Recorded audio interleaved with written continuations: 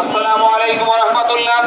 উপস্থিত বৈষম্যবিরোধী ছাত্র আন্দোলনের ছাত্র নেতারা, উপস্থিত ওলামায়ে কেরাম, সর্বস্তরের মুসলমান, সুষ্ঠু বিচার এবং তদন্ত আমরা চাই। আমরা দেখতে পাচ্ছি আমাদের ভাই পানির জন্য হাহাকার করেছিল, যেই জায়গার মধ্যে গিয়ে বিচার করা যায় সেই জায়গার মধ্যে আমাদের ভাই পানি পান নাই। এই অন্যায় আমরা বরদাস্ত করে পারি না। এই অন্যায়ের বিরুদ্ধে আমাদের সকলকে জেগে উঠতে হবে।